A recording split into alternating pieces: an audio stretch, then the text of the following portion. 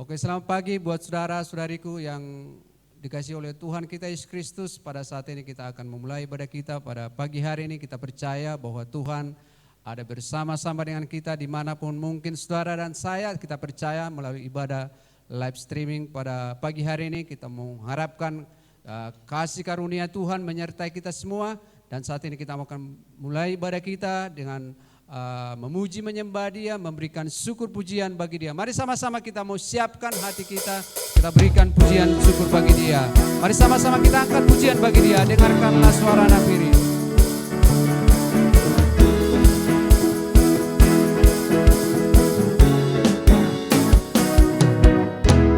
Dengarkanlah suara nafiri memanggil semua umatnya.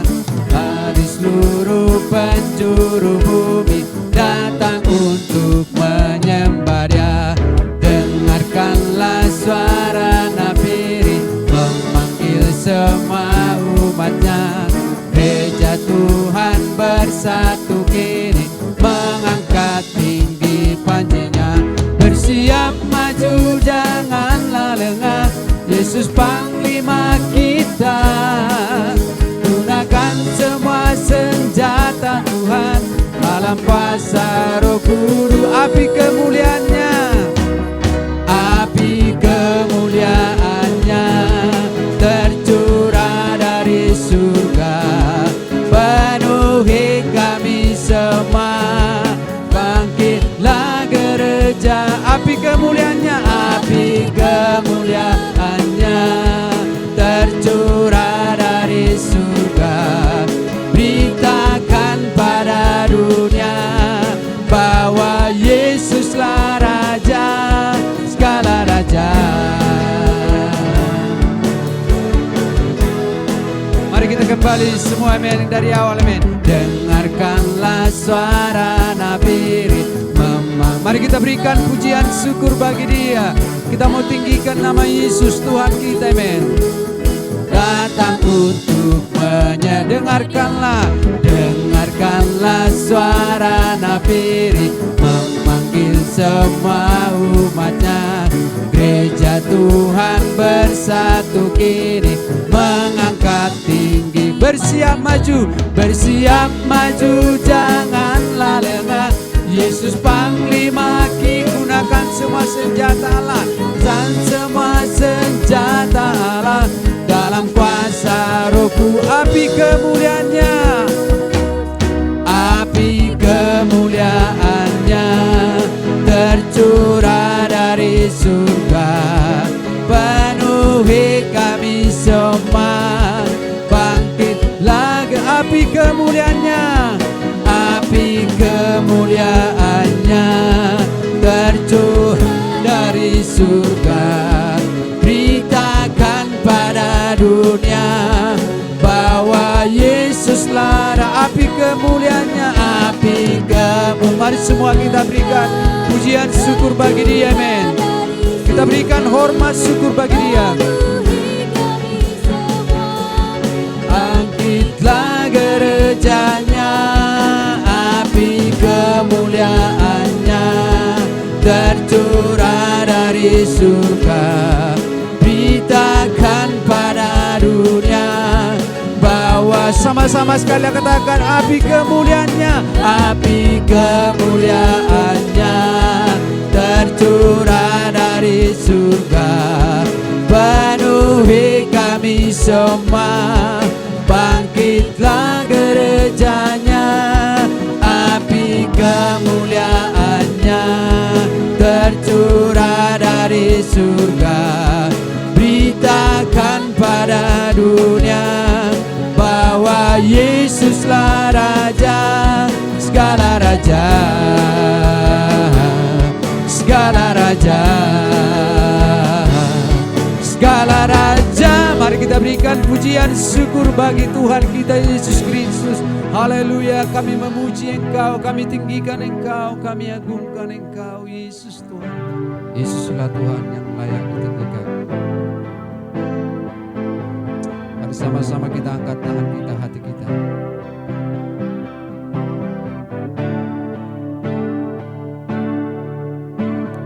Yesuslah Tuhan yang layak ditinggikan, layak disembah oleh suku-suku bangsa. Dengan darah-Mu Kau telah tebus bangsaku, genapi Tuhan firman-Mu atas negeri. Mari kita semua kembali sama-sama dari awal. Amin. Yesuslah Tuhan.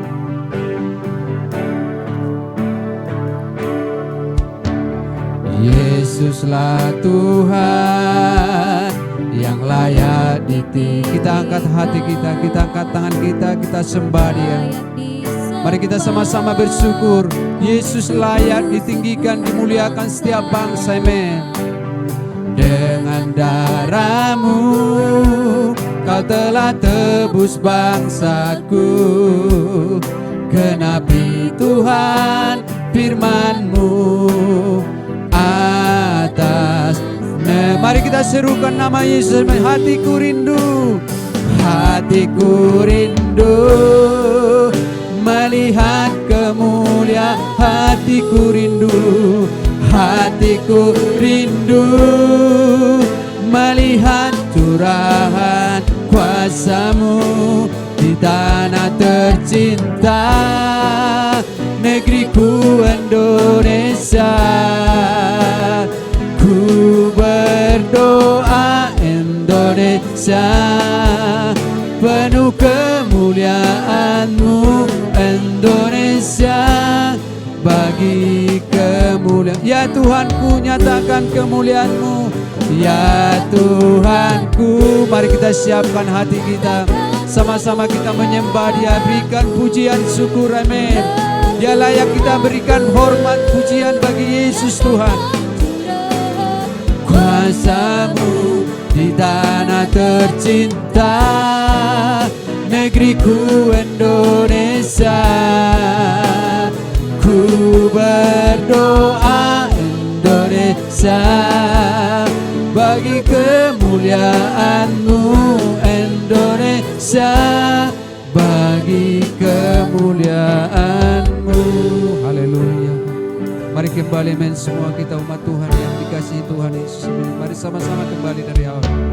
Yesuslah Tuhan, kita angkat hati kita. Amin.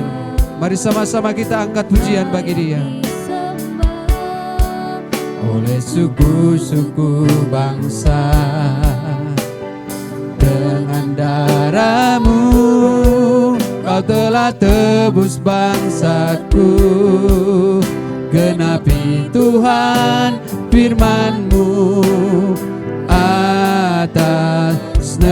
Mari kita semua katakan kembali. Hatiku rindu, hatiku rindu melihat kemuliaan-Mu.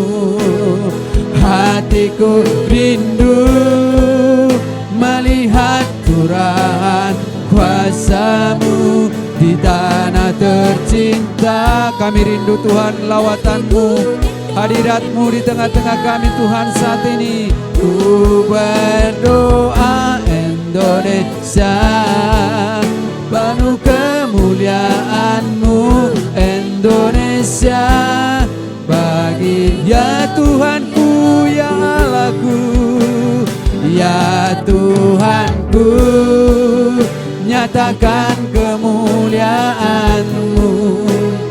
Ya Tuhanku, nyatakan curahan kuasa-Mu di tanah tercinta, negeriku Indonesia. Ku berdoa Indonesia penuh kemuliaan-Mu, Indonesia bagi kemuliaan. Sama-sama kembali kata, ya Tuhanku, ya Tuhanku. Mari sama-sama amen, kita berikan pujian syukur kita, amen, sembah Dia, puji Dia dengan segenap hati kita di tempat ini. Haleluya. Curahan kuasa-Mu di tanah tercinta, negeriku Indonesia. Ku berdoa Indonesia, penuh kemuliaan-Mu Indonesia, bagi kemuliaan Indonesia, bagi kemuliaan-Mu Indonesia, bagi Indonesia, bagi kemuliaan-Mu Tuhan. Indonesia, bagi kemuliaan-Mu. Mari kita berikan pujian, syukur, kemuliaan bagi Tuhan. Amin. Haleluya. Kami bersyukur Tuhan. Kami berterima kasih kepada-Mu. Kami memuji, memuliakan nama-Mu Yesus Tuhan. Engkau-lah yang layak. Kami puji, kami sembah di tempat ini. Kami bersyukur. Haleluya. Puji Tuhan. Amin. Bahwa Tuhan adalah Tuhan yang setia. Tuhan yang memperhatikan, bahkan mengetahui segala keperluan, kebutuhan yang kita mau sama-sama bawa di hadapan Tuhan. Pada saat hari ini kita mau percaya sebagai orang-orang percaya di tempat ini. Mungkin saudara ada di menyaksikan live streaming. Pada saat ini saudara percaya sebagai orang-orang yang Tuhan kasihi.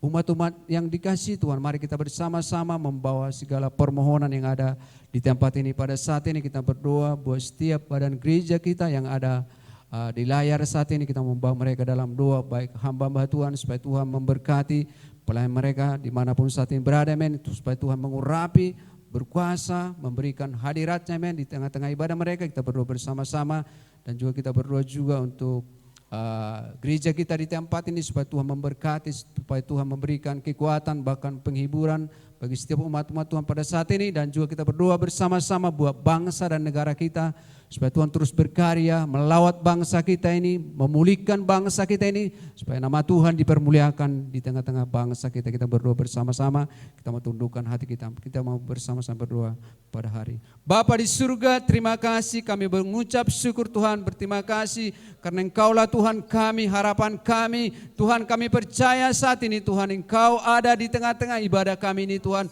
Kami berbawa Tuhan segala permohonan kami, doa kami di hadapan-Mu Tuhan. Kami percaya Tuhan Engkau lawat Tuhan badan gereja kami dimanapun saat ini. Mereka mungkin melakukan pelayanan melalui live streaming. Tuhan Engkau berkati, Engkau berkarya di sana Tuhan. Berkati seluruh umat-umat-Mu Bapa di surga. Engkau memberikan kekuatan baru di dalam masa-masa kesukaran pada saat ini. Biarlah Tuhan Engkau teguhkan, Engkau kuatkan setiap umat-Mu. Lawat kami semua Tuhan dimanapun kami berada. Kami percaya Engkau Allah kami yang hidup, yang sanggup menolong, memberkati setiap umat-umat-Mu Tuhan. Dan kami juga bersama-sama berdoa pada saat ini buat bangsa dan negara kami Tuhan. Engkau lawat bangsa kami ini Tuhan, pulihkan bangsa kami ini. Nyatakan kuasa-Mu, nyatakan hadirat-Mu di tengah-tengah bangsa ini. Kami mau percaya Tuhan, baik seluruh bangsa-bangsa yang ada pun di mana saat ini, yang mengalami saat-saat masa kesukaran Tuhan. Kami percaya Engkau-lah yang memberkati, memberikan kekuatan, menolong setiap bangsa-bangsa. Kami percaya saat ini di dalam nama Yesus Tuhan kami berdoa. Haleluya. Amen. Puji Tuhan. Haleluya. Kita bersyukur pada saat ini bahwa Tuhan adalah di dalam hidup kita. Amen. Dia selalu memperhatikan kita semua. Amen. Dimanapun kita berada. Dan saat ini kita akan membawa persembahan kita bagi Tuhan. Amen. Untuk mendukung pekerjaan Tuhan di tempat ini. Mari kita sama-sama menyiapkan, amen, apa yang terbaik kita mau berikan untuk mendukung pekerjaan Tuhan di tempat ini. Mari saudara-saudariku, mungkin saudara tidak bisa datang ke dalam gereja, amen, dan kita mau percaya melalui pelayanan live streaming pada saat ini, saudari mungkin dilawat oleh Tuhan, amen. Saudara mungkin tergerak hati saudara untuk memberkati pelayanan Tuhan di tempat ini. Mari saudara-saudara kita mendukung pekerjaan Tuhan di tempat ini. Ada nomor rekening gereja, amen, di tempat ini yang ada di layar, amen. Saudara bisa mungkin mentransfer kepada yang sudah ada di dalam nomor rekening ini. Kita percaya Tuhan akan selalu memberkati kita semua. Dan saya mendorong saudara, mari kita beri dengan hati yang bermurah hati, dengan hati yang dermawan. Tuhan akan kembali memberkati kita semua di tempat ini. Haleluya. Mari kita sama-sama berdoa. Bapa, terima kasih, kami mengucap syukur kembali di hadapan-Mu. Kau baik Tuhan, Engkau selalu memperhatikan kami. Engkaulah yang memelihara hidup kami. Engkaulah yang memberkati baik semua kebutuhan kami Tuhan. Saat ini kami berdoa bersama-sama Tuhan untuk mendukung pekerjaan-Mu di tempat ini. Bapa di surga, kami percaya Engkau memberkati persembahan yang diberikan oleh setiap umat-umat-Mu pada saat ini. Bila ini semua untuk kemuliaan nama-Mu Tuhan. Terima kasih Bapa. Dalam nama Yesus Tuhan kami berdoa. Haleluya. Amin. Glory, haleluya. Terima kasih Tuhan atas pujian dan penyembahan. Luar biasa. Kita akan membuka Alkitab kita, membuka hati kita, membuka telinga kita untuk kembali mendengarkan firman Tuhan pada pagi hari ini. Tapi sebelumnya ada pengumuman penting bagi para jemaat The Potter's House Ministries atau pembentukan Hidup Ministries. Pengumuman hari Sabtu tanggal 9 pukul 19.00 atau 7 malam kita akan mengadakan roti dan firman online lewat sarana Skype, dan info selanjutnya akan diumumkan lewat grup WA PHM Indo.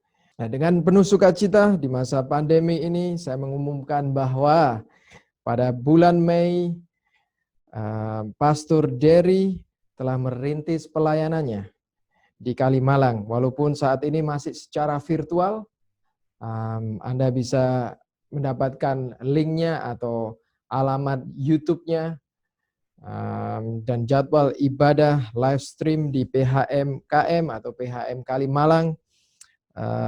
Adalah Rabu jam 7.45 malam dan kemudian hari Minggu pagi pukul 10.30. Mari kita sama-sama membuka di dalam Matius 24. Matius pasal yang ke-24. Kita akan membukanya bersama-sama di dalam Injil Matius pasal yang ke-24. Barusan ini tidak lama saya membaca berita bahwa total kematian korban COVID-19 di Amerika kini mencapai 60.000 jiwa. Pada hari Rabu kemarin, saya membacanya ini, tanggal 30 April 2020. Amerika Serikat memiliki angka kematian virus corona tertinggi di dunia dan rata-rata 2.000 orang setiap hari. 2.000 orang setiap hari meninggal pada bulan April.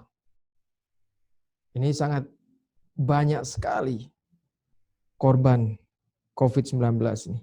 Jumlah kematian akibat COVID-19 di Amerika Serikat yang semakin bertambah ini melampaui jumlah warga Amerika Serikat yang tewas selama Perang Vietnam yang terjadi sekitar 40 tahun yang lalu. Jadi jumlah korban COVID-19 ini lebih banyak daripada jumlah korban jiwa saat mereka berperang 40 tahun yang lalu di Vietnam. Saya merenungkan mengenai pandemi yang masih berjalan. Kita setiap kalinya selalu mendengar mengenai pandemi, mengenai COVID-19, mengenai coronavirus dan sebagainya. Dan ini masih berjalan dan kita tahu dampak buruk dari wabah ini. Kita tahu itu. Kita tahu bahwa banyak sekali korban atau COVID-19 ini menelan banyak sekali korban jiwa. Dan kita mau pandemi ini berlalu dengan secepatnya. Kita berdoa, kita percaya pemulihan total dan lain sebagainya. Dan kita setiap minggu berdoa untuk pemulihan total pandemi ini, khususnya di dunia ini dan di negara kita, di negara kita Indonesia. Dan semuanya ini kita lakukan dan ini sangat bagus sekali dan kita perlu berdoa, kita perlu supaya ada jamaah Tuhan, supaya ada mujizat Tuhan. Kita mau tetap positif. Namun di sisi lain saya berpikir bagaimana jika hal ini tidak akan pernah berakhir. Bagaimana jika pandemi ini, kita tidak tahu kapan ini akan berakhir. Tapi kita percaya, tetapi bagaimana di sisi lain? kalau pandemi ini tidak akan berakhir? Bagaimana jika pandemi ini adalah bagian dari rencana Tuhan menuju kedatangan Kristus yang kedua kalinya? Masa kesudahannya tiba. Saya bukan pesimis, tetapi saya mau mengambil sisi sebelah atau sisi lainnya. Saat ini kita semua mau pandemi ini berlalu. Kita mau wabah ini berlalu. Tetapi saya mau mengajak saudara-saudari bagaimana sisi lainnya. Jika pandemi ini tidak berlalu atau jika pandemi adalah bagian dari rencana Tuhan untuk menyambut kedatangan Kristus yang kedua kalinya. Saya beri judul tanda nubuatan Yesus mengenai kedatangannya. Tanda nubuatan Yesus mengenai kedatangannya. Diambil dari diambil dari Matius 24. Matius 24. Dan saya mau saudara-saudari untuk memberi batasan supaya dan saya akan kembali di dalam ayat atau di dalam Matius pasal yang ke-24. Matius pasal 24 ayat 3 sampai dengan 8. Saya akan bacakan bagi saudara. Ketika Yesus duduk di atas bukit Zaitun, datanglah murid-muridnya kepadanya untuk bercakap-cakap sendirian dengan dia. Kata mereka, katakanlah kepada kami bila manakah itu akan terjadi dan apakah tanda kedatangannya? Apakah tanda kedatanganmu? Dan tanda kesudahan dunia.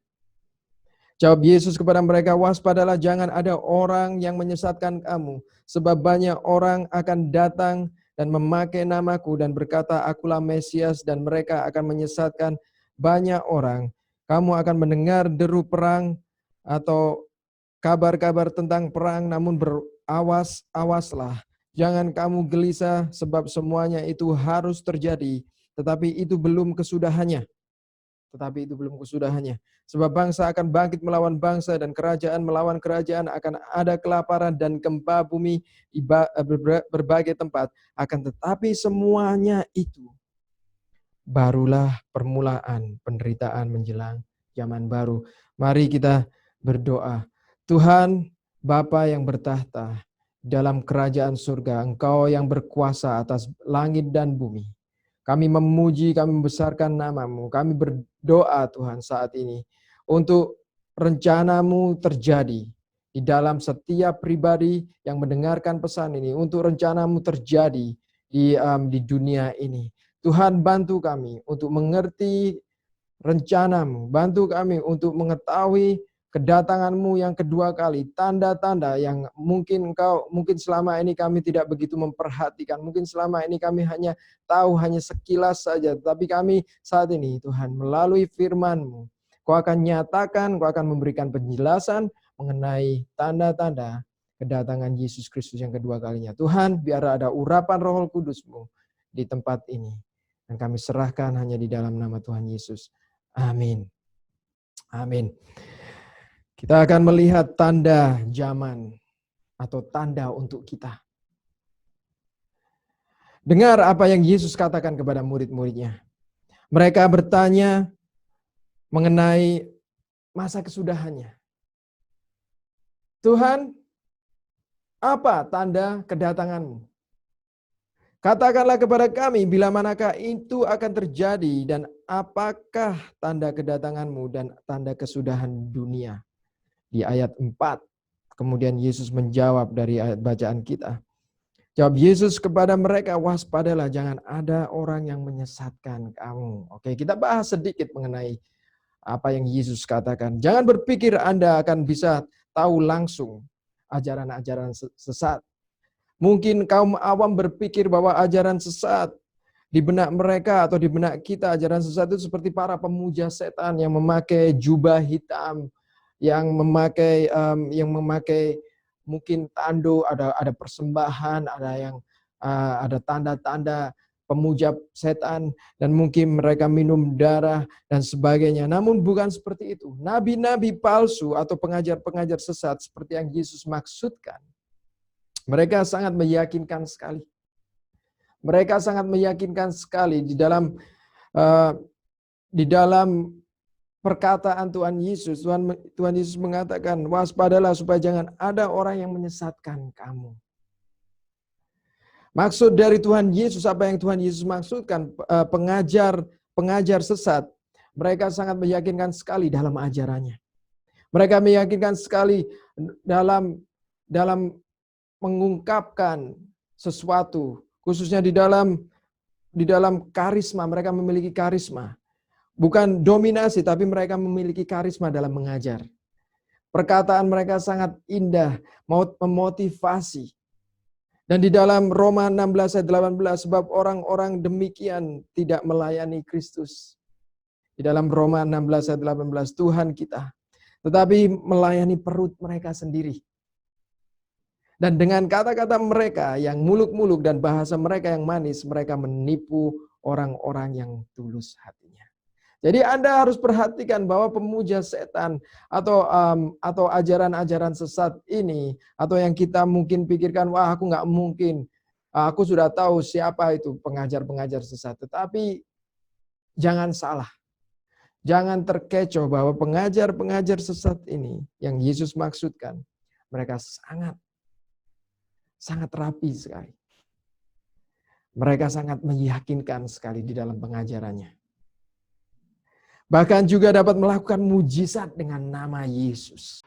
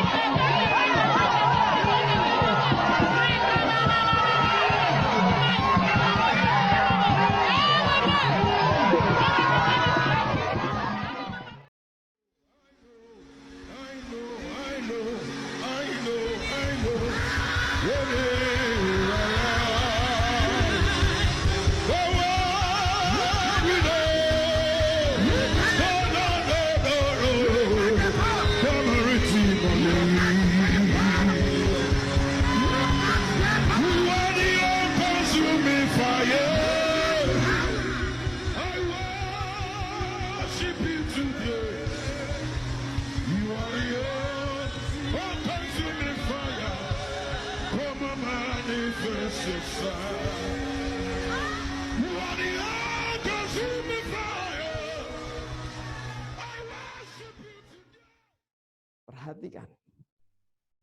Anda sudah memperhatikan video tadi. Ini di gereja.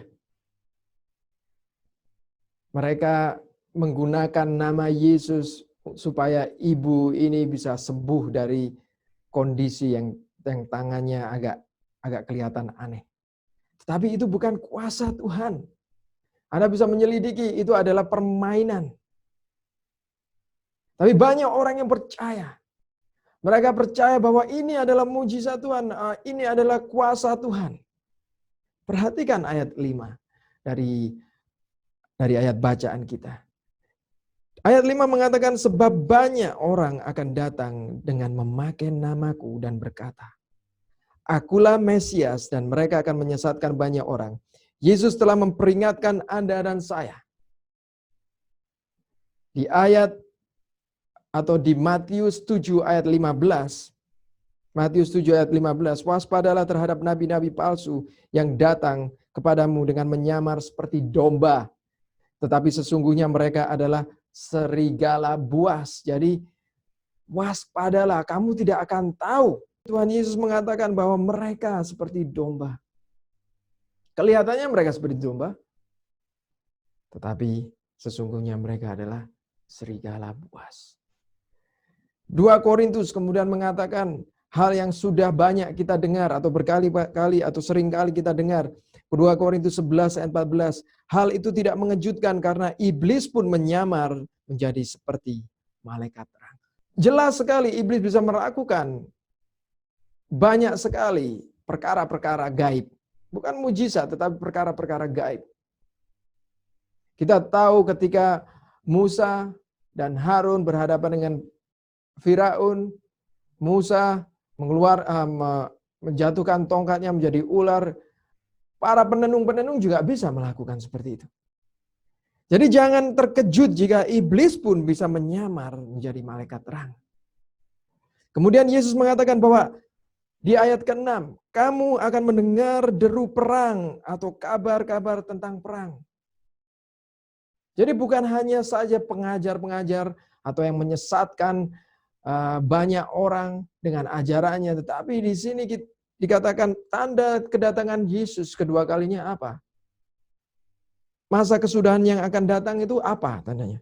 Bukan hanya penyesat saja, bukan ajaran-ajaran palsu, tetapi kamu akan mendengar deru perang atau kabar-kabar perang. Namun berawas-awaslah, jangan kamu gelisah, sebab semuanya itu harus terjadi. Semuanya harus terjadi. Tetapi itu belum kesudahannya, sebab bangsa akan bangkit melawan bangsa dan kerajaan melawan kerajaan. Akan ada kelaparan dan gempa bumi di berbagai tempat. Jadi dari ada ajaran, kemudian ada perang, kemudian ada bencana alam. Jadi kita membahas peperangan. Kalau kita membahas peperangan, kita mengetahui bahwa pernah ada perang dunia pertama, pernah ada perang dunia kedua, dan rumor perang dunia ketiga. Sampai saat ini banyak sekali peperangan terjadi di mana-mana. Banyak sekali peperangan yang masih terjadi. Perang agama atau perang saudara. Di Afrika, konflik di Timur Tengah yang berkepanjangan antara Israel dan Palestina, Syria, Mesir. Rumor perang antara Amerika Serikat dan Iran yang baru atau di awal tahun 2020. Belum lagi ada rumor perang di negara-negara lain. Bagaimana dengan kelaparan? Bagaimana dengan bencana alam? Sampai saat ini, yang namanya kelaparan, yang namanya bencana alam atau wabah, sampai saat ini pun kita mengalami. Kita mengalami wabah coronavirus ini. Dan pertanyaan untuk kita semua.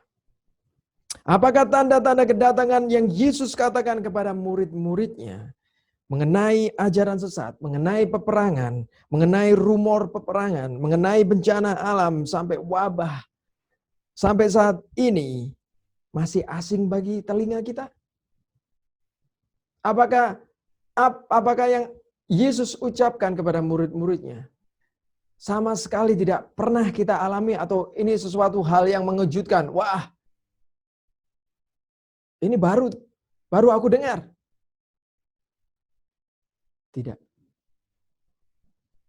Tidak. Semuanya sudah kita dengar. Semuanya sudah pernah terjadi.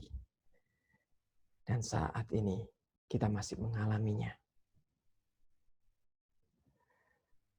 Dan ayat ke-8, Yesus mengatakan, akan tetapi semuanya itu. Perhatikan ini, akan tetapi semuanya itu. Barulah permulaan penderitaan menjelang zaman baru. Wow. Bagaimana Anda menanggapi perkataan Tuhan Yesus ini? Maka dari itu saya betul-betul berdoa kepada Tuhan. Saya juga mau pandemi ini berakhir. Saya mau gereja Tuhan bisa berkumpul lagi. Tetapi saya juga harus memikirkan sisi yang lainnya. Saya mau sebagai orang Kristen, bukan saya sebagai orang Kristen yang seperti tadi saya katakan pesimis, tetapi saya mau menjadi orang Kristen yang selalu mawas, yang selalu berwaspada, berjaga-jaga. Bagaimana dengan saudara-saudari, Bapak Ibu yang sedang menyaksikan live stream ini? Kemudian itu tadi tanda untuk kita. Tanda zaman. Kemudian yang kedua Tuhan Yesus menjelaskan lagi mengenai tanda kepada kita. Atau kondisi manusia. Atau tanda kepada kita apa yang akan terjadi kepada manusia kepada kondisi orang-orang Kristen sebelum masa kesudahannya tiba. Jika kita pernah mendengar tentang ajaran sesat, rumor peperangan, bencana alam, gempa bumi, tsunami, dan juga kelaparan, dan saat ini kita mengalami wabah corona ini, itu tanda zaman ya. Tanda zaman akan kedatangan Yesus. Sekarang tanda yang terjadi kepada kita. Di dalam Matius 24 ayat 9. Saya akan bacakan. Matius 24 ayat 9, pada waktu itu kamu akan diserahkan supaya disiksa. Dan kamu akan dibunuh dan akan dibenci semua bangsa oleh karena namaku. Dan banyak orang akan murtad dan mereka akan saling menyerahkan dan saling membenci. Apa yang terjadi kepada Anda dan saya? Mereka akan diserahkan, kita akan diserahkan. Untuk disiksa, untuk dibenci, bahkan sampai dibunuh. Atau mungkin apa yang terjadi kepada kita orang-orang Kristen, karena takut disiksa, karena takut untuk dibunuh, dan untuk dibenci, mereka tidak mau dibenci, atau orang-orang Kristen tidak mau dibenci. Banyak pula dari mereka yang akan berpaling dari imannya. Dalam arti mereka murtad. Dan mereka akan, di ayat yang ke-10, mereka akan saling menyerahkan. Mereka akan saling menyerahkan. Di dalam Lukas 21 ayat 16 sampai dengan 17 ini lebih jelas lagi apa yang dikatakan Tuhan Yesus mengenai masa kesudahannya yang akan tiba. Lukas 21 ayat 16 sampai dengan 17, dan kamu akan diserahkan juga oleh orang tuamu sendiri, saudara-saudaramu, kaum keluargamu, dan sahabat-sahabatmu, dan beberapa orang di antara kamu akan dibunuh. Kemudian ayat 17, dan kamu akan dibenci semua orang karena namaku. Perhatikan lagi apa yang Yesus katakan di Markus 4 ayat 17. Perhatikan.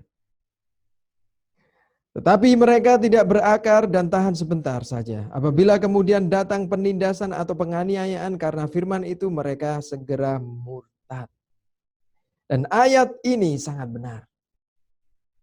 Jadi kita harus mengerti ada dua golongan orang-orang Kristen. Apa yang akan terjadi kepada dua golongan orang-orang Kristen ini? Semua nanti imannya akan diuji satu persatu. Orang Kristen yang berakar, dalam arti orang Kristen yang sungguh-sungguh, yang telah rela memberikan hidupnya di dalam perkara-perkara Tuhan, yang selalu mengutamakan Tuhan atau mengutamakan hal-hal kerajaan Allah. Golongan orang seperti ini, mereka juga rela untuk dibenci. Golongan orang seperti ini, mereka juga rela untuk dianiaya. Golongan orang seperti ini, mereka juga rela bahkan sampai dibunuh, menyerahkan hidupnya. Lawan katanya, orang Kristen yang tidak berakar, yang seperti dikatakan di dalam Markus 4 ayat 17, tapi yang tidak berakar, mereka hanya tahan sebentar saja, kemudian datang penindasan, penganiayaan karena firman itu, karena Tuhan Yesus, mereka akan segera murtad. Ini golongan yang digambarkan oleh Tuhan Yesus. Orang Kristen yang tidak berakar, melihat penindasan dan melihat penganiayaan, sama seperti Petrus ketika Tuhan Yesus ditangkap. Dia melihat ini sesuatu yang tidak bagus, atau sesuatu yang aku tidak mau itu terjadi di dalam diriku atau hidupku. Maka apa yang dilakukan Petrus? Dia menyangkal Kristus. Firman Tuhan mengatakan mereka segera berpaling. Mereka segera murtad. Dan ayat 24 dari Matius ayat 12 dari Matius 24 ini mengatakan, dan karena makin bertambahnya kedurhakaan, maka kasih kebanyakan orang akan menjadi dingin. Jadi ini sudah Tuhan Yesus sudah katakan. Ini golongan orang-orang Kristen atau ini kaum Kristen. Ini yang akan terjadi kepada kita. Kondisi kita sebagai atau yang mengatakan orang Kristen. Tuhan Yesus memperingatkan kita mengenai orang-orang durhaka. Yang serakah, yang hati mereka untuk dirinya sendiri. Hati mereka menjadi sangat keras dan egois kepada manusia dan juga kepada Tuhan. Bukan dalam segi pemberian saja, namun juga dengan waktu dan usaha untuk Tuhan. Hati yang kehilangan kasih, hati yang tidak memiliki belas kasihan, hati yang tidak memiliki kepedulian, hati yang dingin terhadap sesama, hati yang dingin terhadap Tuhan, hati yang dingin terhadap perkara-perkara Tuhan, hati yang tidak peduli kepada pelayanan misi Tuhan, perintah Tuhan.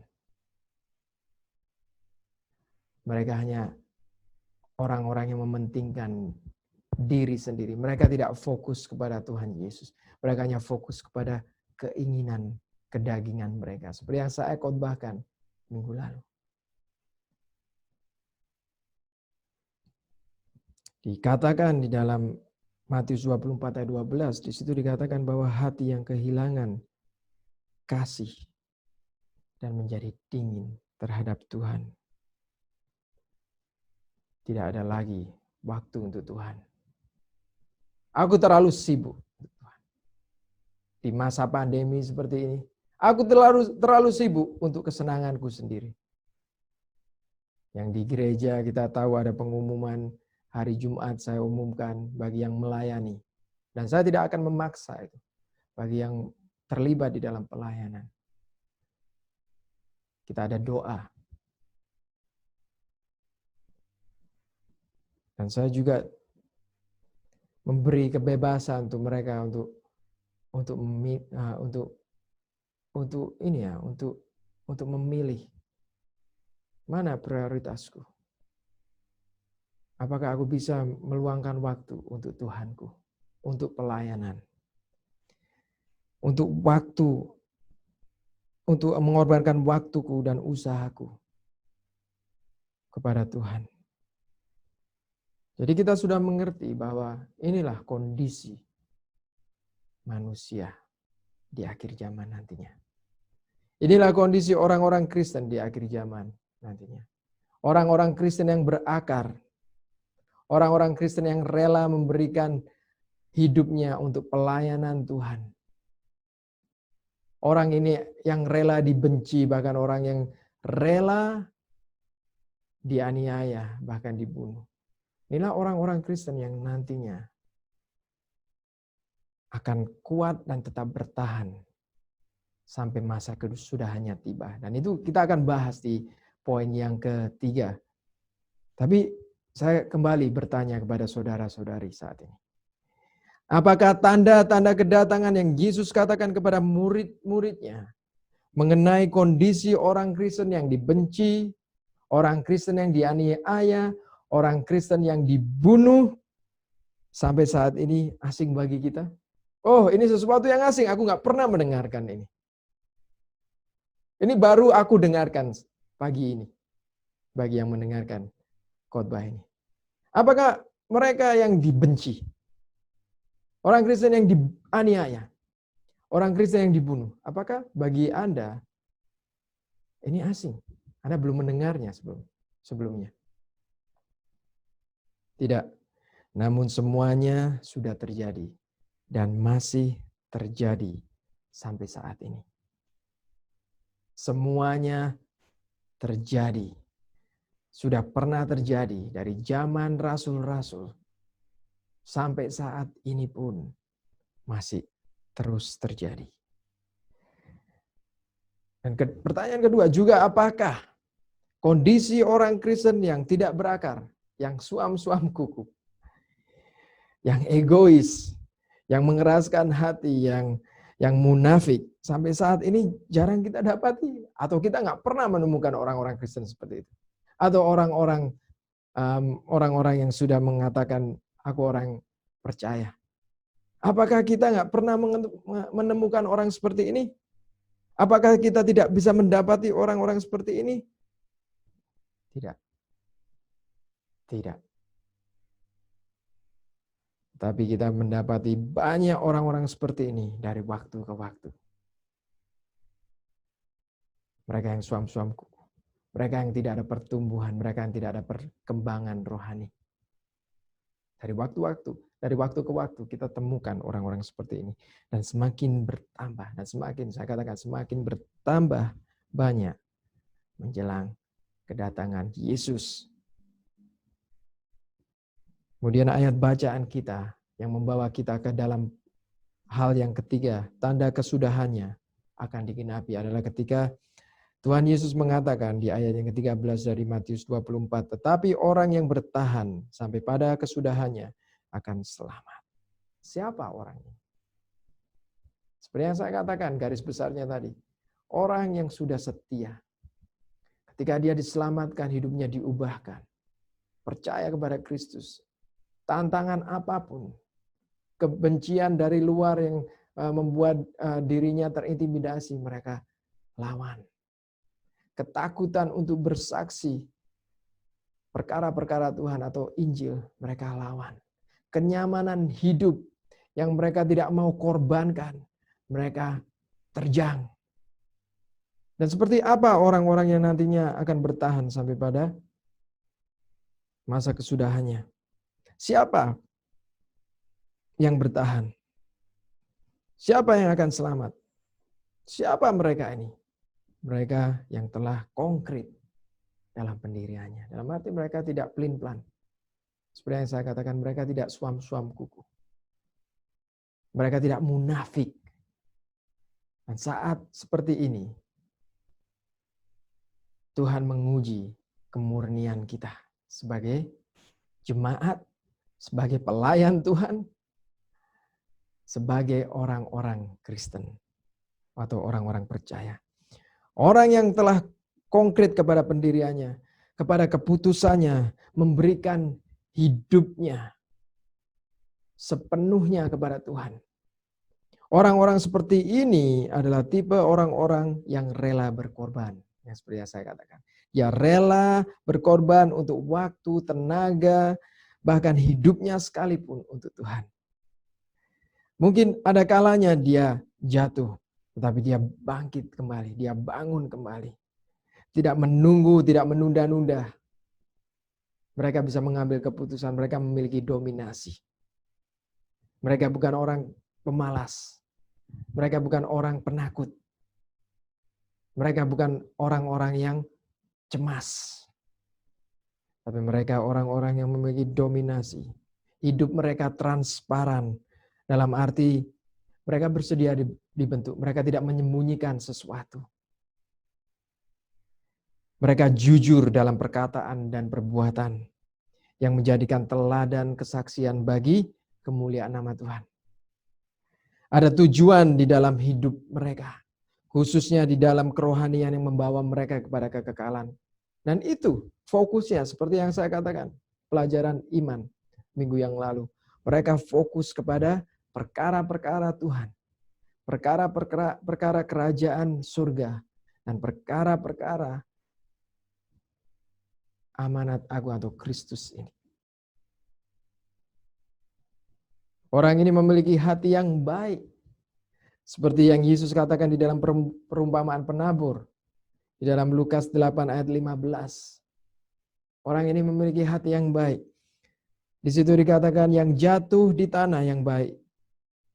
Itu ialah orang yang telah mendengar firman itu. Menyimpannya dalam hati yang baik dan mengeluarkan buah dalam ketekunan. Buah dalam ketekunan. Apa itu? hasil dari ketekunan akan apa? Kalau Tuhan Yesus mengatakan mereka mereka memiliki hati yang baik dan mengeluarkan buah dalam ketekunan. Apa yang dimaksud Tuhan Yesus ini? Hasil ketekunan dari apa ini? Akan Injil. Di ayat ke-14 dari ayat bacaan kita Matius 24 ayat ke-14 di situ dikatakan dan Injil kerajaan ini akan diberitakan ke seluruh dunia menjadi kesaksian bagi semua bangsa. Sesudah itu, barulah tiba kesudahannya. Jadi Anda tahu dan Anda mengerti bahwa ini perintah, ini amanat agung, ini adalah perkara yang besar. Yang setiap umat-umat percaya harus menjalankannya. Amanat agung Kristus yaitu untuk beritakan Injil sampai ke ujung dunia.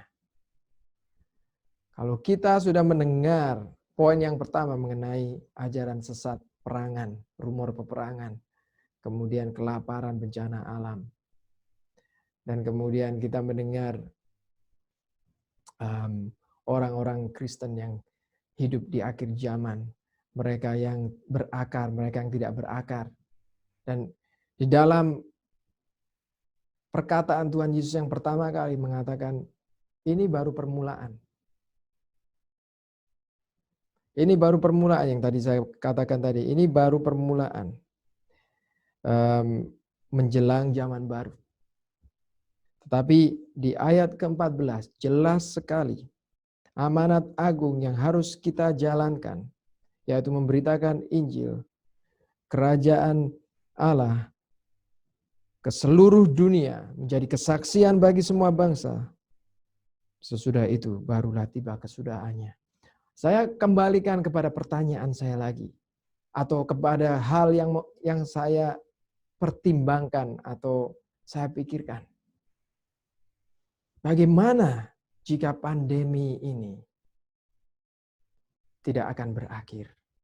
Atau mungkin bagaimana jika ini bagian dari rencana Tuhan? Apa rencana Tuhan? Oke, saya katakan. Rencana Tuhan adalah untuk menyelamatkan setiap manusia, jiwa manusia, supaya mereka tidak binasa, tapi mereka beroleh hidup yang kekal. Itu ya, mereka yang belum mengenal Kristus. Bagi orang-orang percaya, rencana Tuhan untuk kita, orang-orang percaya apa? Ya, yang dikatakan tadi, ketekunan di dalam melakukan. Yaitu apa? Memberitakan Injil. Dan ini sudah sekian lama tidak banyak peminatnya, bukan? Anda tahu, kalau Anda disuruh menjadi bos atau direktur suatu perusahaan besar yang menghasilkan miliar atau biliar daripada untuk memberitakan Injil, pergi mungkin ke pedalaman untuk memberitakan Injil, banyak orang yang memilih apa? Oh, aku mau jadi sukses, aku mau ada perusahaan, aku mau kerja di perusahaan yang besar daripada memberitakan Injil. Peminatnya sedikit sekali yang mau melakukan perintah Tuhan atau amanat agung ini. Oleh sebab itu Yesus mengatakan di Lukas 10 ayat 2a, tuaian memang banyak, tetapi pekerjanya sedikit. Jadi ini membuktikan bahwa peminat untuk melakukan perintah Tuhan tidak banyak. Saya percaya bahwa di saat ini, saya percaya pada masa wabah corona ini, di mana tanda zaman sedang terjadi dan kita mengalami saat ini. Kita berada di kondisi wabah virus corona ini. Manusia, kita berada di dalam kondisi manusia akhir zaman ini. Serta dengan adanya semuanya ini yang terjadi. Dan juga dibantu oleh kecanggihan teknologi. Kita bisa live stream. menyebarkan Injil melalui live streaming. Kalau Anda lihat di YouTube, Anda melihat banyak sekali penyebaran Injil di mana-mana. Di luar negeri, dimanapun mereka berkhotbah dengan bahasa mereka. Dan Anda bisa bayangkan bahwa penyebaran Injil di masa kritis seperti ini semakin luas di seluruh dunia dan semakin cepat. Apakah itu cara Tuhan? Karena tidak ada banyak peminat, apakah ini cara Tuhan? Supaya penyebaran Injil itu bisa sampai kepada ujung bumi. Dan apakah atau pernahkah penyebaran Injil seperti ini terjadi sebelumnya? Ini pertanyaan saya. Apakah atau pernahkah penyebaran Injil seperti ini terjadi sebelumnya? Tidak pernah. Saya yakin ini pertama kali di dalam sejarah dunia. Karena sebelumnya kita tidak memiliki fasilitas teknologi secanggih sekarang. Tidak pernah. Ini pertama kali.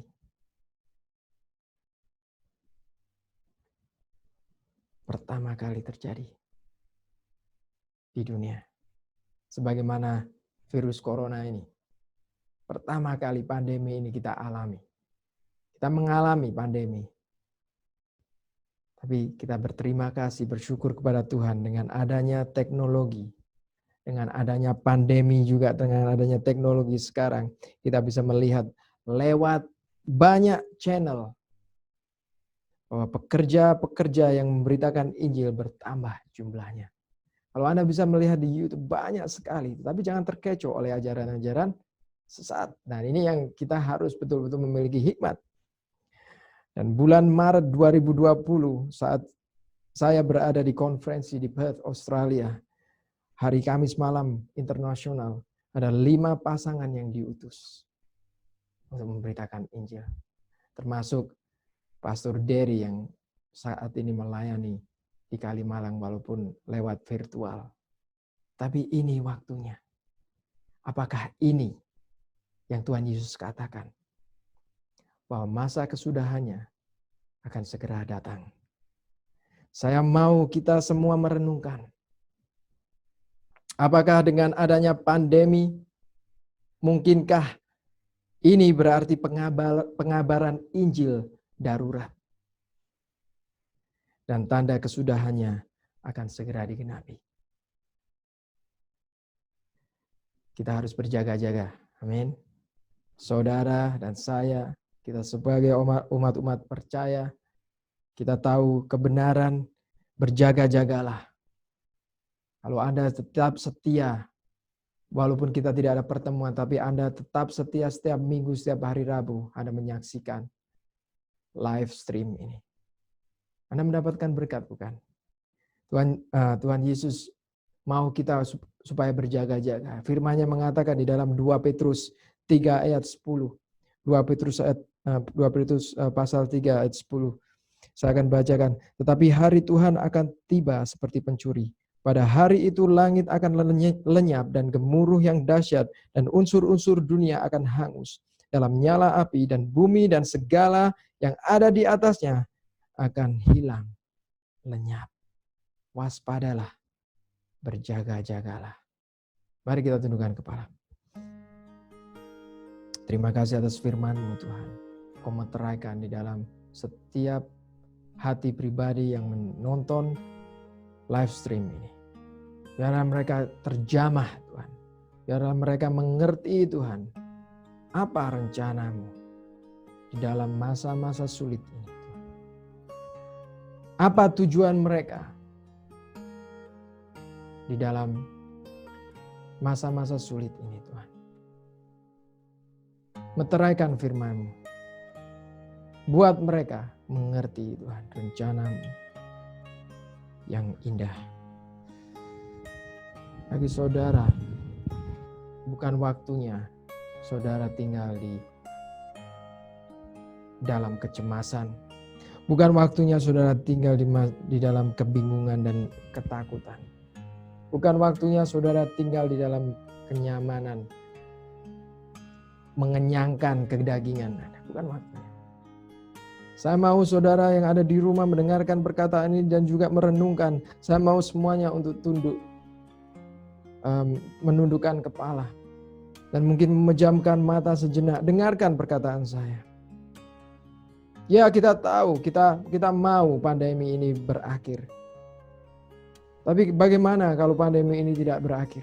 Bagaimana kalau ini memang kehendak Tuhan? Supaya orang-orang mendengarkan kabar Injil ini.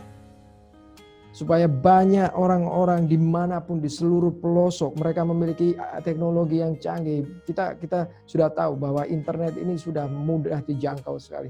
Mudah dimiliki dimanapun mereka. Hanya beberapa tempat yang masih primitif, yang masih terpelosok sekali. Dan dikatakan dan Injil Kerajaan ini akan diberitakan ke seluruh dunia menjadi kesaksian bagi semua bangsa, sudah itu baru tiba kesudahannya. Apakah ini cara Tuhan? Supaya mempercepat kedatangannya. Supaya banyak orang mendengarkan Injil keselamatan mengenai Yesus Kristus. Dan rencana Tuhan adalah rencana yang indah bagi kita semua, bahwa Tuhan tidak mau satu jiwa pun binasa, melainkan beroleh hidup yang kekal. Engkau yang masih tinggal di dalam kebimbangan, khususnya engkau yang masih suam-suam kuku, engkau tidak memiliki, tidak bisa mengambil keputusan antara Tuhan dan dunia atau apapun. Saat ini bersungkurlah di hadapan Tuhan. Biarkan kau berikan hatimu untuk Tuhan. Dan berdoa bahwa engkau mau Yesus di dalam hidupmu. Engkau mau menerima Yesus di dalam hidupmu. Yesus adalah jalan kebenaran dan hidup. Tidak ada jalan lain. Tetapi biar engkau berikan saat ini hatimu untuk Tuhan Yesus. Jika Anda mau memberikan hati Anda kepada Kristus Yesus. Dan ini adalah tujuan kita sebagai orang-orang percaya, saya sebagai gembala, memberitakan Injil, kabar kebenaran, supaya jangan ada orang yang tidak mendengar pengharapan keselamatan ini. Maka dari itu, ini sangat penting sekali. Jangan sampai engkau sudah mendengar, tapi engkau tidak mau menerima Kristus di dalam hidupmu. Kalau itu Anda mau menerima Kristus saat ini. Jangan lupa ketika Anda sudah berdoa, saya mau terus berdoa untuk Anda. Anda tolong kirim nomor Anda atau WA atau saya di nomor yang tertera di layar depan Anda. Saya mau berdoa untuk Anda, tetap berdoa untuk Anda. Kalau itu Anda dan Anda sekarang saat ini mau menyerahkan hidup Anda kepada Tuhan Yesus, mari kita sama-sama berdoa dan berdoa di dalam hati. Tirukan doa ini. Tuhan Yesus, ampunilah dosa kesalahanku. Aku orang yang berdosa dan aku butuh pengharapan. Aku tidak bisa mengalahkan Tuhan kecanduanku. Aku mungkin tidak bisa mengalahkan perkara-perkara dunia yang Tuhan yang sudah melekat di dalam hidupku. Tapi saat ini Tuhan, aku mau menyerahkan semuanya. Aku mau menyerahkan khususnya hidupku ke dalam tangan-Mu. Kau jamah hidupku Tuhan. Kau perbarui hidupku. Masuk ke dalam hatiku Yesus. Jadilah Tuhan dan Juru Selamat. Pimpin langkahku dimanapun aku berada. Tuhan saat ini Tuhan. Bahwa ada keselamatan dan keselamatan itu hanya satu nama.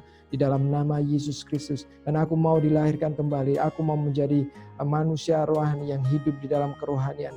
Kerohanian yang mengalahkan kedaginganku. Saat ini Tuhan bantu aku untuk hidup kudus. Bantu aku supaya aku menjadi terang dimanapun aku berada. Tuhan, aku serahkan hatiku ke dalam tangan-Mu. Dan Tuhan bentuk hidupku di masa-masa akhir zaman ini. Dalam nama Tuhan Yesus aku berdoa. Amin. Haleluya. Dan kepada jemaat yang ada di rumah. Ini peringatan akhir zaman. Perlengkapi diri Anda. Dan untuk kedepannya saya akan berkhotbah mengenai akhir zaman. Supaya kita bisa berjaga-jaga ya lebih lagi. Bagus kita memiliki kepositifan di dalam pandemi ini. Kita mau pandemi ini segera berakhir. Tapi juga jangan lupa, kalau ini rencana Tuhan mungkin buruk bagi manusia, tapi rencana Tuhan bagi orang-orang percaya selalu baik. Dan saya akan berkhotbah mengenai kedepannya, untuk